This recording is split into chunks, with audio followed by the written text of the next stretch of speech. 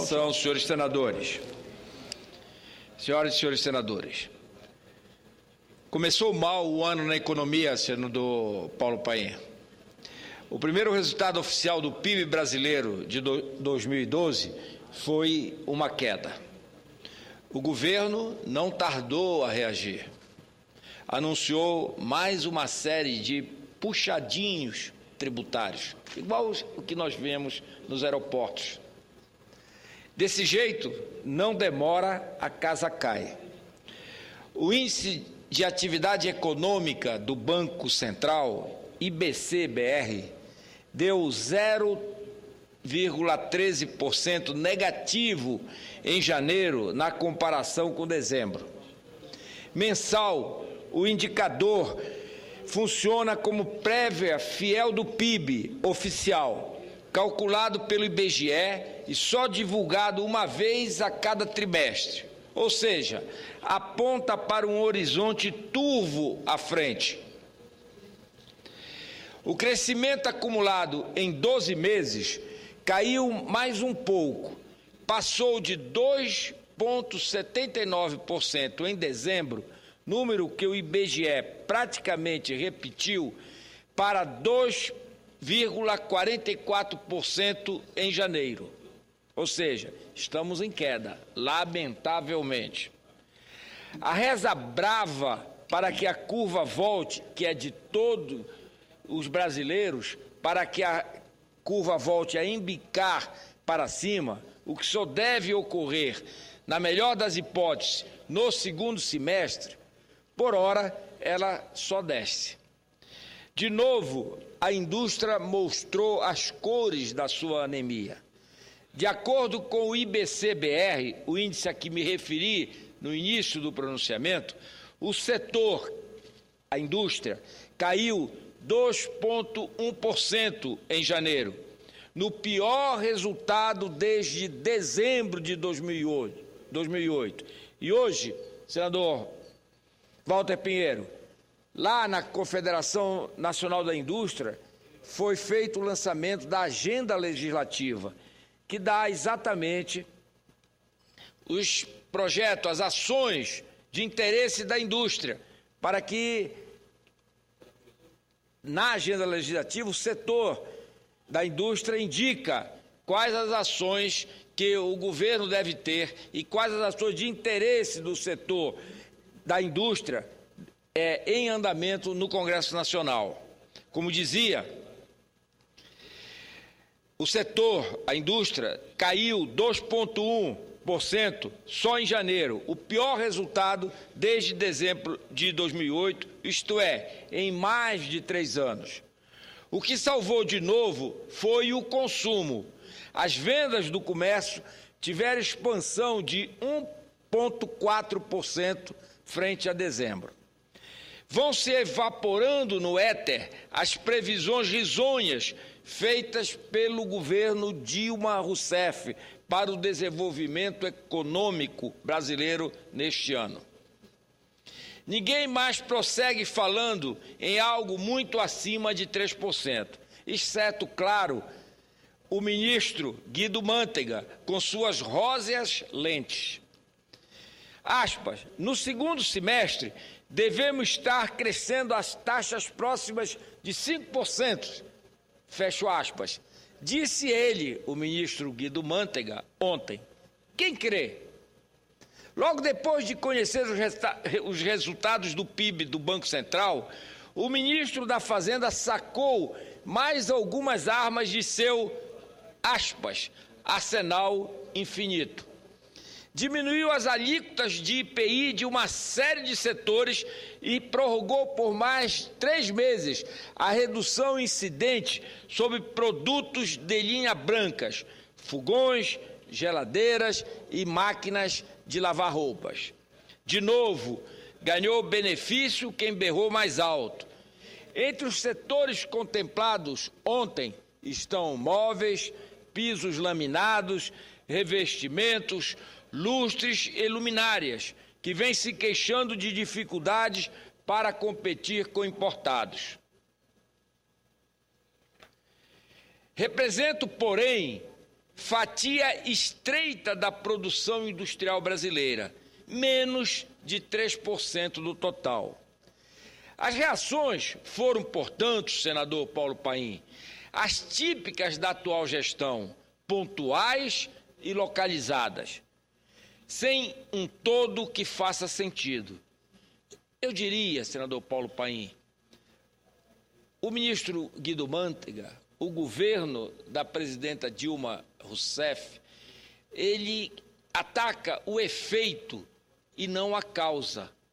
É necessário, eu disse isso hoje, fazendo uma parte ao nobre senador Aloysio Nunes Ferreira, que fez, na abertura da sessão de hoje à tarde, daqui da tribuna do Senado, um pronunciamento tratando também da questão da economia brasileira. É preciso atacar a causa, ou seja, é preciso ir fundo nas reformas necessárias, reforma de base, que os governos do presidente Lula, os governos do PT, não deram sequência às reformas que foram introduzidas nos governos do PSDB. Lamentavelmente. Lamentavelmente. E, como eu disse, as reações foram, portanto, as típicas da atual gestão, pontuais e localizadas, sem um todo que faça sentido, equivalem a puxadinhos. No lugar de uma construção robusta e sólida, emendas de ocasião ao sabor das possibilidades do momento. Às vezes, o alicerce não aguenta. A política de remendos na economia já vem de longa data na era petista. Revela-se especialmente nas medidas tributárias e em esparsas ações de incentivo à indústria. Pela fragmentação, seus efeitos são, no máximo, etéreos, jamais duradouros. Desde 2007, 97,8 bilhões de reais já foram dados pelo governo em desonerações a empresas, apontou o jornal O Estado de São Paulo no domingo. Quais os resultados palpáveis e perenes de tais ações? O melhor que dá para dizer é que produziram efeitos localizados e temporários.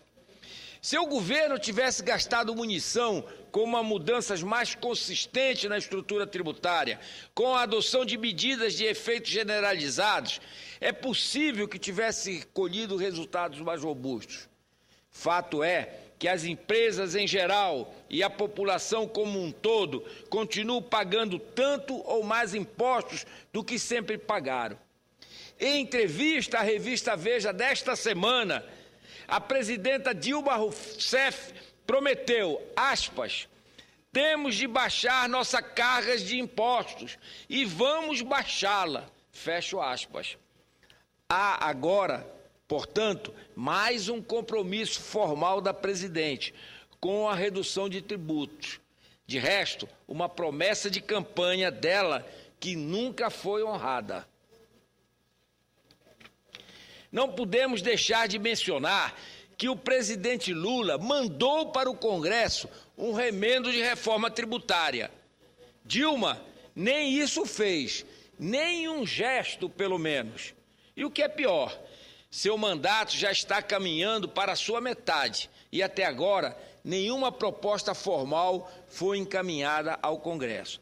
Para piorar, os remendos têm onerado os estados e municípios na medida em que ela concede benefícios a setores específicos da economia com a desoneração de tributos que são compartilhados com os demais entes da federação. Me refiro aqui, senador Paulo Paim, essa desoneração que é necessária, nós entendemos, é necessária atender a indústria brasileira para que tenha competitividade, mas esse atendimento é pontual. É preciso, como eu disse, ir combater as causas, ir em profundidade nas reformas necessárias. Mas quando pontualmente atende à reivindicação da indústria, neste momento que o produto importado vem tirar a competitividade da indústria brasileira, a diminuição do IPI de setores da indústria, que é dada pelo governo federal, tira recursos dos estados e dos municípios.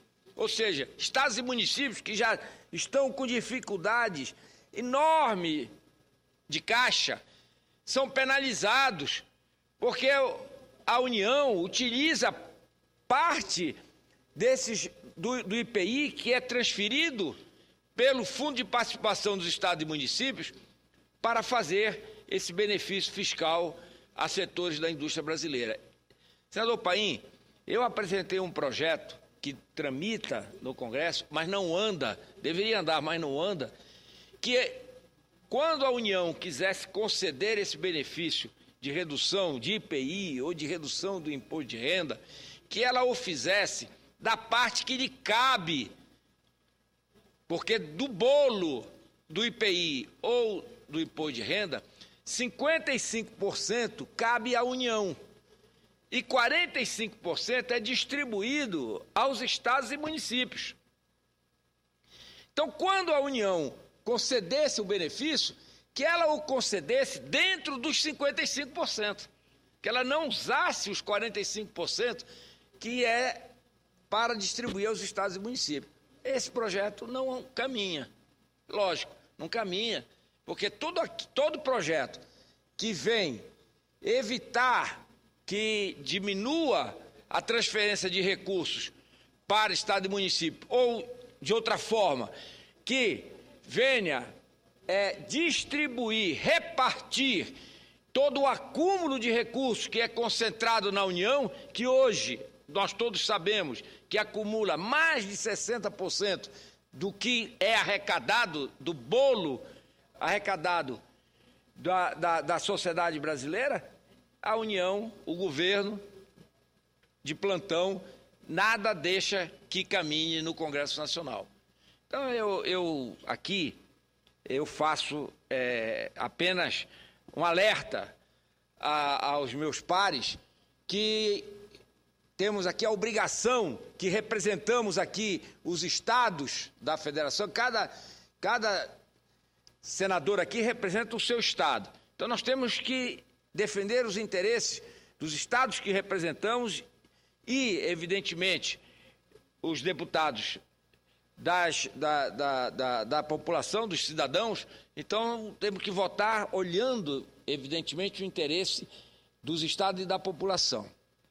Para piorar, como eu dizia, eu lamento, né, que esse benefício que, como eu disse, é necessário, mas não deveria ser feito da parte que cabe aos estados e municípios, porque acaba deixando a penúria ainda maior para os governadores e para os prefeitos dos mais de 5.000 municípios brasileiros.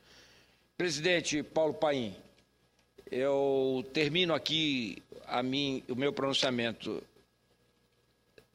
de hoje, deixando apenas este lembrete aqui para que nós possamos, de vez, enfrentar. O momento é oportuno. Nós tramitam projetos importantes aqui no Congresso Brasileiro e estamos discutindo aqui, o senador Magno Malta aqui defendendo a questão do projeto de resolução do 72, a questão acabamos de ver da nova participação dos fundos de participação dos estados e municípios, né, a questão da dívida dos estados, precisamos rever os indexadores das dívidas dos estados e municípios, o comércio eletrônico, tem vários assuntos que nós podíamos, o pacto federativo, é o momento que a presidenta Dilma podia assumir a liderança e discutir essa reforma tributária e fiscal e rever o Pacto Federativo, que era o momento de assumir a liderança da nação e fazer a reforma profunda que é necessária e não ficar fazendo remendos, essas puxadinhas que acontecem a cada momento que se faz necessário para atender a competitividade dos produtos brasileiros. Muito obrigado, presidente.